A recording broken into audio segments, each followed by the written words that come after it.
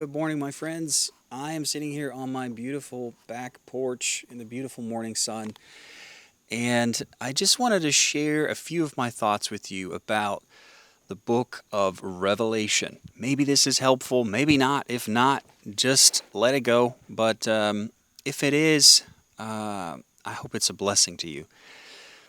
You know, when I first got saved and when I started to read the book, I got saved in a more charismatic evangelical tradition, and the book was really just approached one way, and that was literally and chronologically. That's how I would describe it now. It wasn't until I started studying the book more formally and more seriously that I discovered that actually, even within evangelicalism, there's very bright, honest, born again believers that read this book and yet end up with very different conclusions.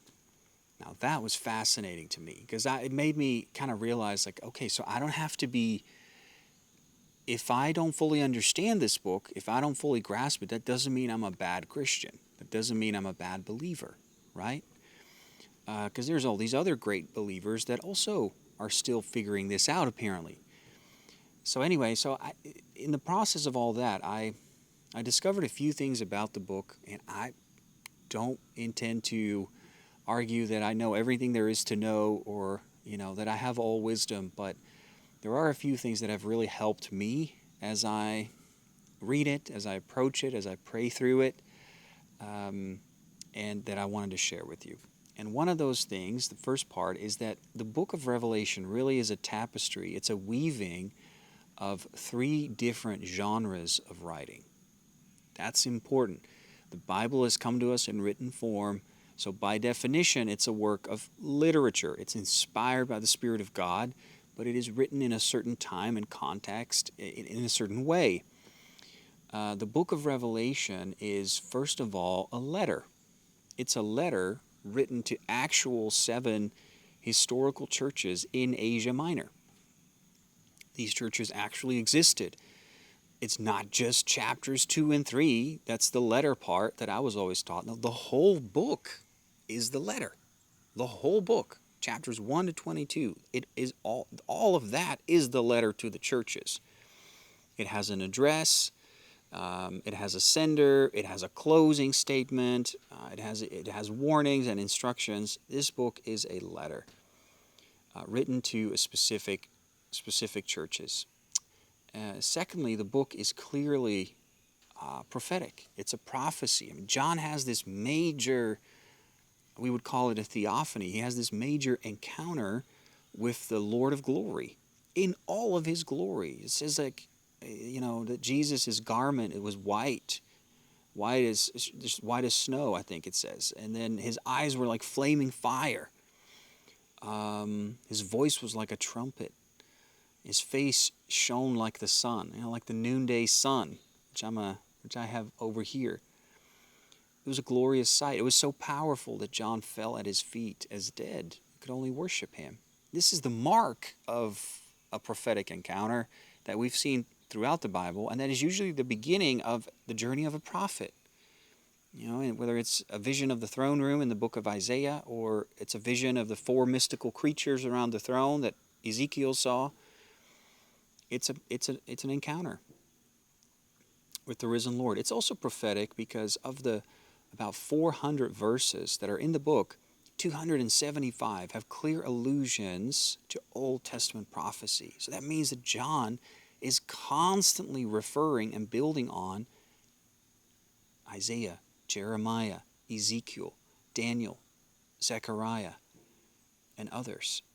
It's kind of like, you cannot watch the sequel if you haven't seen the first part of the movie. You're going to miss, you can watch it, but you're going to miss important references, nuances, backstories. John is clearly building on something. The book is prophetic. And then the third one is, and this one's a little harder, the book is also an apocalypse. Now, apocalyptic literature, we don't have a lot of it in the Bible aside from this book. I believe there's some of it in Daniel. Some people have read maybe the book of Enoch. That would be part of that literature. But it's a certain genre. It's like I told our church the other day, if you're going to see a cowboy movie, you expect a guy on a horse slinging a gun. Maybe there's a brawl in a saloon somewhere, But you don't expect to see spaceships. You don't expect to see aliens. It's not a sci-fi movie. It's a cowboy movie. So in a similar way, when you read apocalyptic literature, you expect very stark contrast between heaven and earth, light and darkness, the devil and the angels, the kingdom of light and the kingdom of darkness. Everything is cast in very stark terms and very cosmic ways. All of these books that we found have this type of writing. And so that it doesn't necessarily, but that could impact some of the interpretive choices that you make. Is this literal? Is this the genre, the form of the book, but the meaning, it doesn't necessarily influence the meaning literally? So that's an important insight. The book is a weaving of three genres, and we have to sort of be comfortable with what those genres were or are, I feel, if we want to get a good grasp on the possible meanings. And then secondly, I didn't know this like when I was first exposed to the book, but there have been honest, born-again, Jesus-loving believers that have studied the book, that are, they're bright, they're studious, they're brilliant, they've studied this book, and then somehow they arrive at different conclusions. Now that can be unsettling, but that can also be comforting. That could tell you, like, okay, so what that tells me is that, there's not like one interpretation or reading that decides whether I'm a Christian or not, right? Whether I'm a Christian or not has to do with what I believe about Jesus Christ, not how I interpret the last events before he returns. They're important, they're significant, but it's not that at the same level. So that was very comforting for me, and it kind of opened up, it gave me some air to start studying these different perspectives, and I want to share them with you. So there's three major perspectives or approaches that I've shared with our group that we're taking in this series to just kind of educate people on. The first one is called the preterist view. This view mainly looks at the book as being historical. It was written to 7 churches in Asia Minor, modern-day Turkey, in the 1st century, written to warn them either about the persecution under Nero and the destruction of Jerusalem in the 60s, late 60s, or the pending persecution under Emperor Domitian. Whichever dating you use, it works for both. And so they're mainly taking the direction of like, hey, this book is historically very, very significant, very powerful, and the symbols make sense to the historical settings. And so the futurist view, that's the second view, it's also known as dispensationalist, they take the book mainly from chapter 4 onwards to be future-oriented. This is the view I was exposed to most.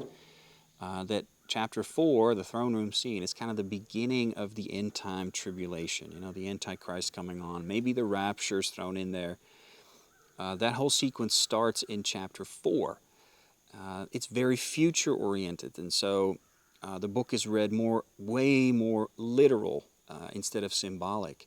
And a lot of time and energy is spent on observing in the news and in world events what might be transpiring that's connected to what's actually written in the book. So there's a lot of analysis going on, a lot of predictions, a lot of energy goes into that, preparing for that.